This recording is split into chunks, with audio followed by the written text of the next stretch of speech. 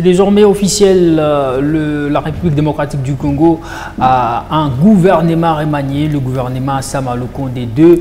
On a des nouvelles têtes, notamment Jean-Pierre Bemba, Vital Kamerhe, l'ancien directeur des cabinets du chef de l'État Félix Tshisekedi, mais aussi Peter Kazadi. On va en savoir plus aujourd'hui dans ce plateau, dans votre magazine, si ce gouvernement remanié est là pour préparer les élections ou encore pour sauver le mandat de Félix Tshisekedi, mais aussi ces nouvelles têtes intégrées dans l'équipe Sama Lukonde vont apporter quoi? On va en parler aujourd'hui avec l'analyste politique, M. Rudolph Bondomeki. Bienvenue dans Invité du jour. Merci beaucoup, M. Dorsin. Merci pour l'invitation. Déjà, dès l'entame du jeu, publication du gouvernement Sama Lukonde 2, votre lecture à faire sur cette nouvelle équipe gouvernementale. Voilà, merci beaucoup. Je vais peut-être aborder rapidement, comme c'est d'entame, de points de vue. Je commence par les aspects peut-être administratifs. Et dans les aspects administratifs, je veux parler de manière cardinale. C'est un gouvernement maintenant de 58 personnes, 58 membres. Et vous allez voir que c'est beaucoup plus le compartiment vice-primature qui a connu un grand changement, parce que c'est 3 sur 4 qu'on a changé. Il y a l'entrée de 3 nouvelles personnes, ça veut dire que c'est 75%. Et puis on voit aussi les ministres d'État et vers les autres ministres. Nous voyons le ministre des Sports, le ministère des Sports plutôt, qui a eu un changement qui fait un peu couler le plus d'encre. Ça, c'est du point de vue cardinal, mais du point de vue qualitatif ou administratif, je suis en train de voir qu'il y a quand même des personnes, en dehors de tout ce qu'on peut dire sur les parcours et autres, je vois qu'il y a des Congolais, n'est-ce pas, qui ont un parcours, qui viennent d'accéder à ce gouvernement. Je suis en train de faire allusion à Jean-Pierre Bemba Gombo. Il était, vous-même, vous savez, un chef d'un parti politique, un chef d'un mouvement à un moment militaire, et puis il était vice-président, n'est-ce pas, dans notre pays aujourd'hui, qu'il accepte de prendre, n'est-ce pas, la vice-primature en charge de la défense. Je pense qu'il va apporter de ce qu'il connaît pour que nous puissions aller de l'avant. Il y a Vital Kamerhe avec tout ce qu'il a comme bagage, avec tout son parcours. Vous venez de parler vous-même ici. Alors, aux dernières nouvelles, il était directeur de cabinet du chef de l'État. Vous voyez, c'est quelqu'un qui a beaucoup, c'est un rompu de l'administration. On peut encore espérer sur lui. Nous avons le maître Peter Kazadi, un haut cadre, n'est-ce pas, du parti politique UDPS, le parti politique du chef de l'État, ou le parti au pouvoir aujourd'hui. Je pense que si le parti a fondé encore la confiance sur ce monsieur là-bas, c'est parce qu'on en connaît le pesant d'or. Je pense aussi que Christophe Lutundula va continuer à faire quelque chose de bien, parce que déjà ce qu'il fait, moi personnellement, Lutundula m'a toujours séduit dans sa prise de position.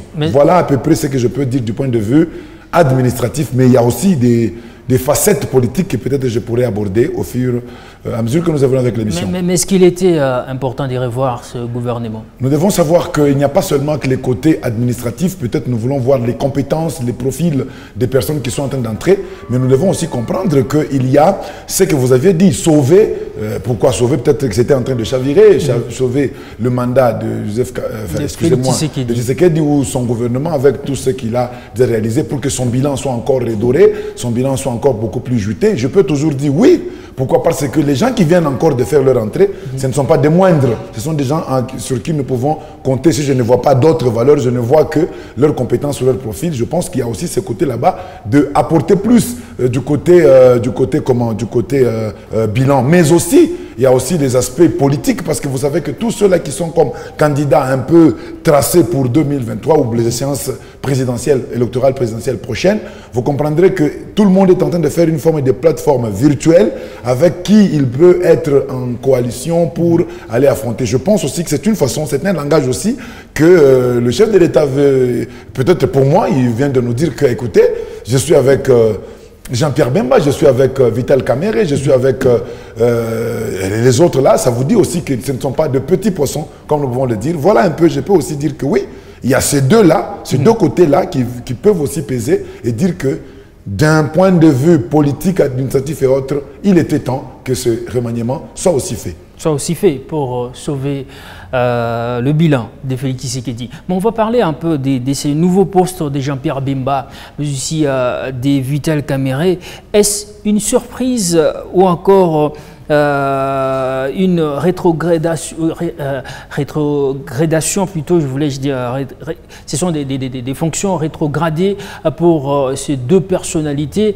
À l'époque, le dernier poste qu'a occupé Jean-Pierre Bemba, c'était la vice-présidence, mais aussi Vital Kamerhe, c'était directeur des cabinets. Aujourd'hui, il se retrouve ministre, or qu'ils étaient parmi les gens consultés en tant que Premier ministre qui devait remplacer Sama Lukonde. Aujourd'hui, ce sont des ministres, vu les postes qu'ils occupaient à l'époque et le nouveau poste, est-ce qu'on peut parler d'une surprise ou encore des fonctions rétrogradées? De manière objective, sans arrière-pensée, on peut dire que les postes qu'ils ont aujourd'hui sont des postes subalternes ou inférieurs par rapport aux postes qu'ils ont déjà assumés dans le passé. Par contre, pour moi, cela, c'est une marque de valeur de ces personnalités. Pourquoi? Parce que ce sont des personnes qui viennent de nous montrer qu'elles ne sont pas là mordicus accrochés à des fauteuils de haute pompe, à des fauteuils de grande facture, à des fauteuils qui montrent que ce sont les inconditionnels ou les indispensables. Mais plutôt, ces personnalités viennent de nous montrer qu'elles sont prêtes, n'est-ce pas, pour travailler pour le bien de la population. Je peux leur concéder cet aspect des choses là-bas parce que Jean-Pierre Bemba, qui était aujourd'hui un vice-président, vous comprenez, un vice-président ECOFIN dans notre pays pendant un certain temps, accepter le poste de vice-premier ministre. Je pense qu'il n'y a pas de l'orgueil là-dedans. Il a ravalé, il faudra que nous l'acceptions, il a ravalé de l'orgueil, il n'a pas voulu dire, peut-être dans le sens que vous avez dit rétrograde, il dit non, pour le pays, n'est-ce pas, je vais aller travailler. Moi, je pense aussi qu'ils ont fait ce que Dieu lui-même avait dit, pour l'amour de Sion, je ne me tairai point. Au lieu de regarder leur trempe, au lieu de regarder leur fauteuil qu'ils ont occupé dans le passé, mais ils disent qu'aujourd'hui, pour les besoins de la cause, pour la RDC, nous acceptons de prendre cela. Vital Kamerhe, qui a été déjà président de l'Assemblée nationale, vous comprenez, il a été directeur de cabinet du chef de l'État, vous comprenez? Mais aujourd'hui, il accepte, n'est-ce pas, d'être un vice-premier ministre. Je pense qu'il a aussi ravalé de l'orgueil en lui. Pourquoi? Parce que sinon, il pourrait dire non, ça c'est mes rabaissés. Mais il a dit, pour la nation, je vais travailler. Pour le Congo, je vais travailler. Je dis que c'est bien. Déjà, moi, j'aime aussi quelque part là, rapidement, c'est qu'aujourd'hui, c'est la première fois, depuis que moi, je suis en train d'observer un peu l'air des peut-être questions là qui connaissent bien l'histoire peuvent me rattraper. Je suis content que l'économie, qui soit une matière très sensible pour la nation, soit relevée aujourd'hui au niveau de la vice-primature. C'est la première fois que je vois cela. Je pense qu'avec Vital Kamerhe, il peut aussi apporter quelque chose que nous ne puissions pas connaître au niveau du pays, tout ce qu'on a connu dans le passé dans le secteur de l'économie. Voilà. Mais est-ce une erreur ou encore une stratégie politique de la part du président de la République, Félix Tshisekedi, dénommer un ancien seigneur de guerre à la défense et un ancien détourneur à l'économie? Vous savez que nous tous ici, même avant et ou après la justice, nous n'avons rien à dire. D'ailleurs, avant, on dit présumé. Après la justice, lorsque quelqu'un a purgé une certaine peine, il est blanchi. La société l'a déjà accepté, il n'a pas été banni. Alors que quand quelqu'un est blanchi, quand quelqu'un a déjà purgé sa peine, quand quelqu'un a déjà passé par tout le processus qui lui a été exigé par les instances judiciaires, je pense que cette personne ici a recouvré tous ses droits civiques. Tous ces droits des citoyens. Je ne pense pas que nous devons stigmatiser aujourd'hui notre jeune fille, notre jeune sœur qui est tombée enceinte, n'est-ce pas? Parce qu'elle est tombée enceinte dans le quartier, on a eu honte, nous devons à tout prix la mettre au pilori et la tuer. Non, elle a eu un enfant, et ça nous a peut-être déshonoré à un certain moment, mais nous avons continué avec elle. Elle doit faire sa vie, elle doit continuer. C'est un peu à l'image de ce que vous voulez dire ici, un ancien chef de guerre. Du côté d'un ancien détourneur, oui, on a fait cela. Mais vous avez suivi les péripéties, n'est-ce pas, les vicissitudes, n'est-ce pas, de tout ce qui s'est passé avec l'appareil judiciaire dans notre pays. On est arrivé, n'est-ce pas, à la quitter. On peut dire aujourd'hui, c'est une récompense pour Vital Kamerhe. Je ne pense pas que c'est une récompense. Après avoir été humilié. Moi d'ailleurs, je ne pense pas que c'est une surprise parce que le chef de l'État, je veux le tenir au mot, pendant que Vital Kamerhe était en train de connaître ou de toucher le fond, le chef de l'État, son Excellence Félix Antoine Tshisekedi Tshilombo, avait dit quoi? Ce monsieur, je crois en lui, il a encore un grand rôle à jouer dans ce pays. C'était déjà de l'influence sur le plan justice. Peut-être. Il savait que la justice n'allait pas le tuer. Même 20 ans après, Vital Kamerhe n'allait pas mourir. Même 20 ans, Vital Kamerhe n'a pas mourir parce que même 20 ans, si vous lui donnez 20 ans sur son âge, Vital Kamerhe allait toujours être encore plus fort pour apporter quelque chose. Moi, je ne vais pas peut-être juger dans ce cadre-là. Moi, je pense que ce n'est pas une surprise pour moi. Vital Kamerhe qui revient aujourd'hui, les chefs de l'État ayant parlé comme cela, et Vital Kamerhe n'est pas n'importe qui. Vital Kamerhe, politiquement, il a une base. Bemba Gombo a une base. Et aujourd'hui, le chef de l'État a besoin de fédérer des gens comme cela autour de lui. Parce que, écoutez, nous sommes en politique, hein, il ne faudra pas négliger qui que ce soit, même si vous sentez qu'il est petit, surtout lorsqu'il faudra aller aux élections. Nous sommes en politique, comme vous venez de le souligner, avec ces nouvelles fonctions qu'occupent aujourd'hui Vital Kamerhe et Jean-Pierre Bemba. Ces deux ont-ils abandonné leurs ambitions de se faire élire plutôt en décembre de cette année en cours à la magistrature suprême? Moi, je pense qu'un candidat potentiel qui se serait dit « je ne postule pas, je ne brigue pas le mandat de président, cette échéance ici prochaine », ce n'est pas dire qu'il abandonne. Mais c'est quelqu'un qui sait peut-être lire les signes du temps. Il faut parfois savoir jouer, que le temps nous enseigne un peu. Même la Bible le dit, est-ce que la nature ne vous enseigne-t-elle pas? Donc, qu'on regarde un peu le climat, qu'on regarde un peu le mouvement. Est-ce qu'il était temps que tout le monde se déclare, même si on est fort? On peut aussi réussir en attendant et en apprenant beaucoup et en observant encore un peu. Vous savez, même si tout le monde peut vous acclamer, il ne faudra pas toujours sortir, ça semble aussi un peu de l'orgueil. Pour les besoins de la cause, pour l'intérêt de tout le monde, on peut parfois se rétracter, on peut parfois se retenir, juste pour que, n'est-ce pas, que l'enfant, n'est-ce pas, qu'on est en train de se disputer entre les deux dames devant Salomon, ne puisse pas être divisé en deux. On laisse un peu un moment pour qu'après on saura comprendre que c'est mon enfant, il faudra qu'il vive, après je le récupérerai. Il ne faudra pas qu'à tout prix on tienne Mordicus à récupérer, à prendre ce qu'on prétend être pour soi. Moi je pense que c'est cela. Ils n'ont pas renoncé, ils ont encore le profil. Mais peut-être qu'ils ont trouvé que ce moment ici, c'est le moment d'abord de conjuguer pour le besoin de la RDC. La cause ici, c'est quoi? C'est RDC. Est-ce que pour la RDC, on ne peut pas le faire? On peut aussi le faire. Mais il y a aussi d'autres qui ont préféré quitter le bateau en ce moment. Vous comprenez? D'autres ont quitté le bateau. Vous parlez de qui? De Moïse Katumbi. Moïse Katumbi était aux affaires. Vous avez Christophe Lutundu l'a dit ceci. Je ne peux pas, avec le poste que j'ai utilisé et que j'ai occupé, j'ai signé beaucoup d'accords qui sont en cours d'exécution au nom de la RDC. Je vois comment est-ce que ça évolue vers l'aboutissement. Et vous me demandez aujourd'hui d'arrêter parce que je suis de telle obédience politique. Non, je continue pour la RDC. Donc moi je pense que pendant que les autres sont en train de quitter pour vous faire porter le chapeau d'une certaine faute quelconque, les autres viennent vers vous. Je pense qu'il y a de quoi interpeller un peu le corps de même le moins sensible de la nature humaine. Vital Kamerhe, Jean-Pierre Bemba et Peter Kazadi, 3 jokers pour sauver le mandat de Félix Tshisekedi. Voilà, quand vous voyez aujourd'hui quelqu'un comme Christophe Lutundu être retenu jusqu'à ce point là-bas, Lutundu n'a pas dit qu'il était à l'Union sacrée. Il a dit que je continue à travailler pour la RDC. Je continue à travailler et ce gouvernement ici, j'en répondrai aussi au niveau du bilan. Et je trouve que c'était très responsable. Il m'a beaucoup séduit par sa position. Il n'a pas adhéré à l'Union sacrée ni à l'UDPS. Il reste un individu, un Congolais. Et il est là comme un Congolais. Peut-être qu'il est dans l'UDPS, mais il est non apparent. Comme vous voulez le dire. Moi, je n'ai pas de preuves pour le dire. Comme vous voulez dire, mais moi, je sais qu'il n'a pas signé une adhésion à l'UDPS. Et il est là comme un Congolais.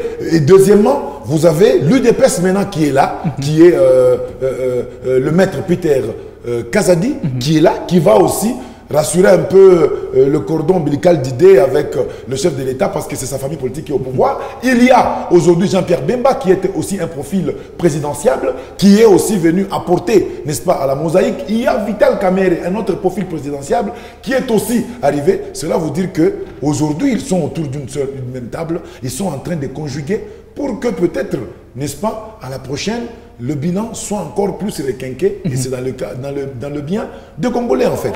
On va parler un peu sport. Aujourd'hui, Kabulo Mona Kabulo, ministre des Sports. Ben, je pense que le chef de l'État qui a nommé sur proposition du gouvernement, du chef du gouvernement, ont suffisamment d'éléments pour dire que au Congo, en ce moment, c'est Kabulo Manakabulo qui mérite d'être là. Eh bien, ils savent pourquoi. Ils le mettent. Lui qui était en désaccord avec Serge Condé. Bien entendu, peut-être que cela a montré que le point sur lequel ils étaient en train de litiguer, Kabulo avait raison. Si on avait fait cela, on ne serait pas peut-être en train de connaître les déboires qu'on a connus avec le sport. Écoutez, le sport aujourd'hui, c'est une marque qui montre en fait l'image du pays. Aujourd'hui, je vous ai vu avant que je rentre ici, vous n'étiez pas tiré à 4 épingles, vous étiez simple dans les couleurs de la RDC. Ça fait la fierté, comme nous venons de gagner. C'est la fierté de tout le monde. Il ne faudra pas que nous commencions toujours à nous tirer les cheveux, même là où la nation doit être censée être unie. Les récupérations politiques, les nominations politiques. Donc, il y a mais c'est pourquoi Serge Condé parti, ce sont des récupérations politiques. On dit qu'il n'a pas voulu qu'on puisse homologuer certains stades, notamment des Martyrs, parce qu'il travaillait pour le compte de Moïse Katumbi et de donner cette chance à Moïse Katumbi au terrain des foot des Kamalondo d'être homologué pour que Moïse Katumbi puisse prendre encore la suprématie. Ah, vous m'informez que comme il travaillait pour Moïse Katumbi. Non, c'est ce qui se raconte. Voilà pourquoi il est parti. Moi, je ne sais pas, comme vous m'informez ici qu'il travaillait pour Moïse Katumbi. Alors que moi, je pensais qu'en tant que ministre, il devait travailler pour la nation. Il devait travailler pour l'intérêt de nos sportifs. Il devait travailler pour le divertissement et le patriotisme des fanatiques congolais. Merci. Mais lui, il travaillait pour un individu et voilà que peut-être aujourd'hui, on le met à côté. Donc, vous me donnerez raison. Peut-être si on a trouvé que Kaboul avait raison. Que devons-nous attendre de ce nouveau gouvernement mis en place à 9 mois des élections en République démocratique du Congo? C'est un grand défi, M. Dorsin, c'est un grand défi. Par contre, ce que nous avons l'habitude de voir, on a nommé un ministre, on a nommé quelqu'un, il se saupoudre. En se saupoudrant, ça veut dire que c'est le triomphe. Par contre, ils doivent être aujourd'hui dans leur bureau, dans leur cabinet, en train de réfléchir sur le défi qui les attend. Vous venez de dire ici 3 trimestres, 9 mois qui vous attendent. Ça veut dire à continuer la politique qui avait déjà été acceptée au niveau de l'Assemblée nationale, le plan quinquennal. Vous le continuez maintenant pour le donner encore beaucoup plus d'éclat. Alors ce n'est pas le moment de commencer à jubiler, à fêter, mais plutôt commencer à regarder comment faire mieux. On les a mis là-bas pour faire mieux. Le maître Peter Tchani a été mis là pour faire mieux que... Peter Kazadi. Excusez-moi, Peter Kazadi a été mis là, placé là-bas, son excellence, pour faire mieux que le maître Asselo, qui a aussi beaucoup fait pour la nation. Vous comprenez? Jean-Pierre Bemba est venu aussi apporter mieux que les autres et Vital Kamerhe faire encore mieux. Et pourquoi aujourd'hui, comme je le dis, économie vice-primature? C'est que le président est en train de voir comment est-ce que l'économie, c'est le lien ombilical entre la réussite d'un pouvoir politique. Un pouvoir politique réussit lorsque le social est assuré. Or, le social est assuré seulement lorsque dans le domaine économique, il y a une réussite. Si le domaine économique est chancelant, jamais le social sera réussi. Et là, c'est l'échec direct de la politique. Surtout que c'est une année électorale. Bien entendu. Mais ils doivent jouer sur ça. Ils ne doivent pas se réjouir. Je vois les gens dire « Oh, félicitations, oh, bon joueur ». Non, non, non, non. Le président a rassemblé de la compétence. Ils doivent nous démontrer, au bout des 3 trimestres, qu'ils étaient vraiment dignes de la confiance que le président ou la nation a fondé en eux via la volonté du chef de l'État et notre président, son Excellence Félix Antoine Tshisekedi Tshilombo. En quelques mots, la chance que vous accordez à ce gouvernement Sama Lukonde 2. D'abord, je dois dire que le gouvernement, d'abord celui qui vient de passer, était un peu beaucoup plus serein. Il était en train de travailler. Bien sûr qu'il y a eu beaucoup de défis. Il est déjà sur un bon rail. Et je pense que comme on vient encore d'y injecter du sang neuf, il y aura encore beaucoup plus de la sérénité qui va s'ajouter. Je pense qu'à 3/4, à 75%, je peux espérer qu'ils fassent mieux que les autres qu'ils ont remplacés. Et la nouvelle équipe sera encore beaucoup plus requinquée que l'ancienne. Merci beaucoup. On a parlé autour de ce gouvernement remanié, Sama Lukonde 2. On a parlé de l'impact des nouvelles têtes dans ce gouvernement. Merci beaucoup à vous, Monsieur Ridolphe Bondomeki. Je rappelle que vous êtes analyste politique au niveau du là-bas. C'est moi qui vous remercie, Monsieur Dorsin, pour l'invitation et la considération. Et bonsoir à tous les téléspectateurs. Merci à vous qui nous suivez de partout, mais aussi à vous qui nous suivez à la radio. Vous étiez nombreux à nous capter de partout. Je vous retrouve très prochainement avec un autre thème d'actualité.